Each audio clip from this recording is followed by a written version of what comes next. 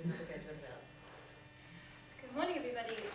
My name is Lucy, and I just graduated from the SD program here at St Andrews in June.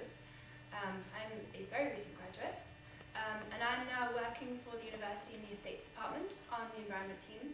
My official title is Sustainability Intern, and I'm very excited to still be here, and it's great for me to see sort of what goes on behind the scenes at this place that I've been at for 4 years. So that has personally been a very, very interesting experience.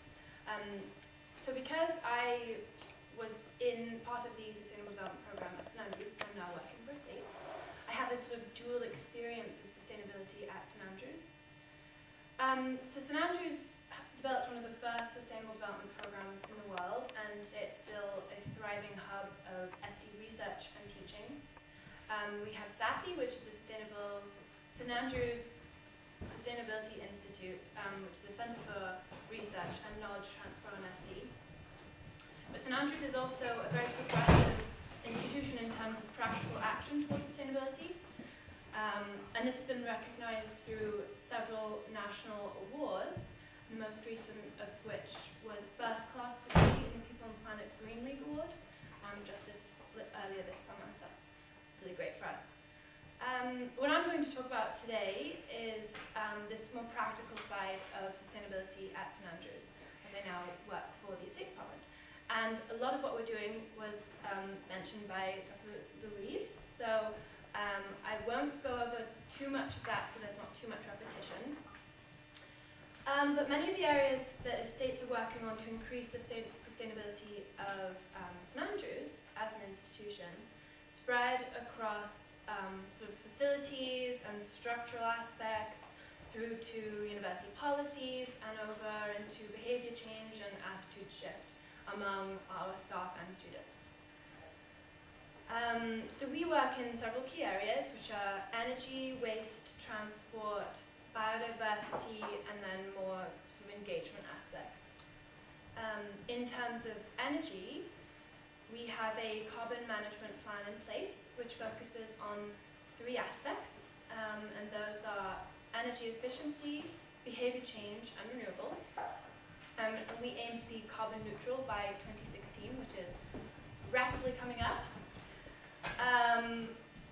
So under this carbon management plan, a lot of the more practical steps that we're taking were mentioned in the introduction, and those include anything from changing out light bulbs to be more efficient to insulating our old buildings and making our new buildings as energy efficient as possible. So all of our new builds since 2010 aim to be this BREEAM green standard of building. They all aim to be BREEAM excellent, which is a very high level. In terms of behaviour change, we're working very closely with a new group called Transition University of St Andrews, which was also just mentioned, but it's a group that was built up by a group of staff and students a few years ago. Just in January, we received money from the Scottish Government from the Climate Challenge Fund in the range of £90,000. And we now employ 3 staff members to work on engagement with students, and that's all about this concept of behaviour change. But I'm just gonna go into that later. As the key word at behaviour change is something that we've been discussing a lot, and how that's how do we get there? How do we make it lasting change? How is it not just something that you make a little scrape of change on the surface, like, oh, I'm going to recycle this, but does that really create lasting change about what we do and what we believe? So then the other aspect of our carbon management plan is this element of renewables. We've got a lot of projects going on across the university on site, including solar panels, photovoltaics, a ground source heat pump at our museum, and then much larger scale projects that were mentioned in terms of the wind farm project and the energy centre out at Bridge. So that's the energy side. Quickly move on to waste. In 2010, we recycled 65% of our waste, and that is a fantastic figure. But we are really looking to increase the reuse at the university, because you can say you recycled 65% of all your waste, but you could still be throwing away tons and tons and tons. So there's this concept of recycling being a fantastic thing, which it is, but it's better to reduce the total amount that you're producing in the first place. So we're really looking to increase our reuse. We have an in-vessel composter that we have called Hamish, and he last year composted 4 tons of raw fruit and veg waste from mainly our halls of residence. We have our own in-house recycling team. There are a bunch of really lovely guys that all go around and pick up the recycling from all of our departments, our offices, and our halls of residence. In terms of transport, we're working on a lot of bike schemes, car share schemes with staff and students to encourage people who live outside of the town to travel into St Andrews in a low carbon way. St Andrews, as you probably can tell, is a really small town, so it's easy for us to walk and bike around a lot. We have an electric van as part of our estates fleet, which is very cool. We are working on biodiversity across the university. We're working on trying to incorporate the local Fife biodiversity plan in with plans at the university, so that it's all a total movement, it's not segregated. And then more elements of engagement, which, as I said, we're working with transition, more on that. So in terms of the difficulties or problems that we face in terms of sustainability practically at the university, I thought I'd illustrate by a little anecdote. Just this past week, we had a trouble in the office.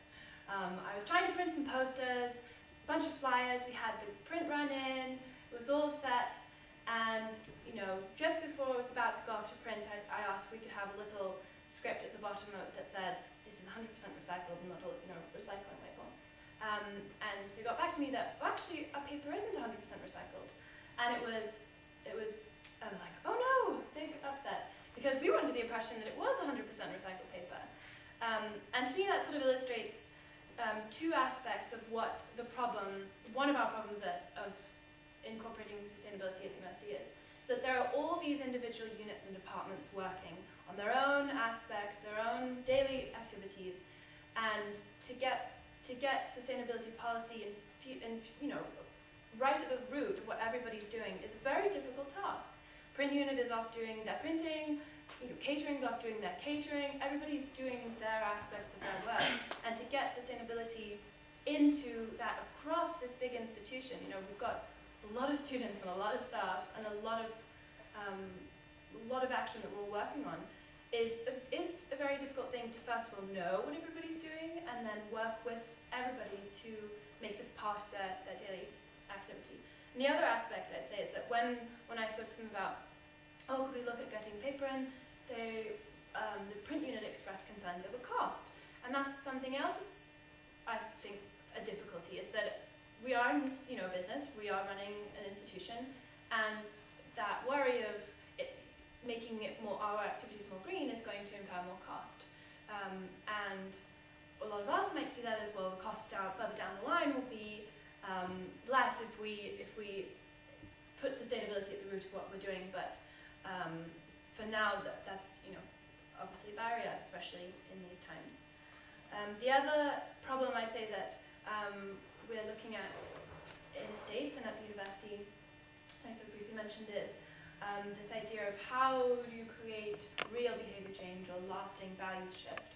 How does that work with students and staff, and how do you make a real lasting change and not make the, I will just recycle this, but I'll think about, like with the aspect of waste, not just I'll recycle this, but I'll think about my actions and taking it back to the root of, I'll reduce at source, or I'll really think about how everything that I do influences further down the line. So